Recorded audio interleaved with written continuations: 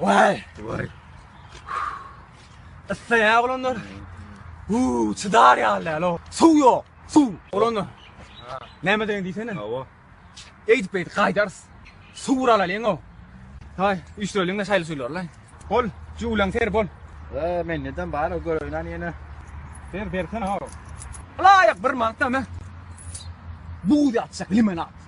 Angrin kanra lo ısfal lo dot. Var gayrat et ılgı. Men gitmen mi? Daha men gideyim mi? Öyle mi? Ey bu sabani zaten son deyip gidiyorsun son var bir. Kelle kovdala olsun. Sonra da adını riyalla özün gayrat edik kaysana var dost. Var gayrat et. Çok iyi.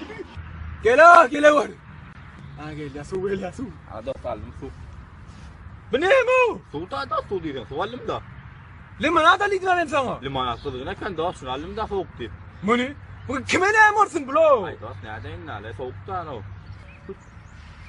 Ey başka bak yok mu? Su diyor su aldım da dost. Ay iyi sebep çaydın sapsa ol. Yaksı mı? Bir mengliğine bir der o. Ay bu ne? Ha? Lambar. Ay bol ya.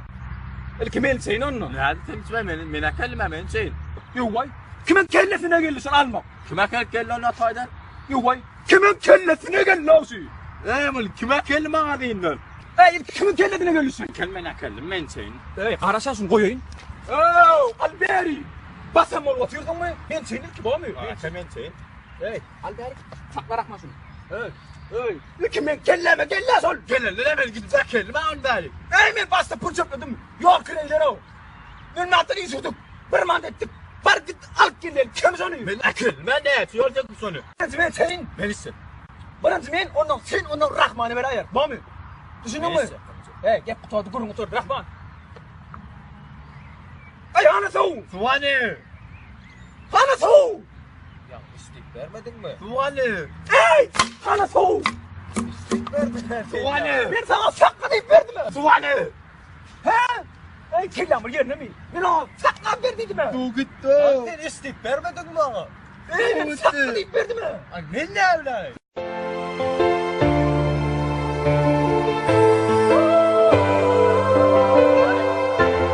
Cash. Bus. Spotted. Let's go.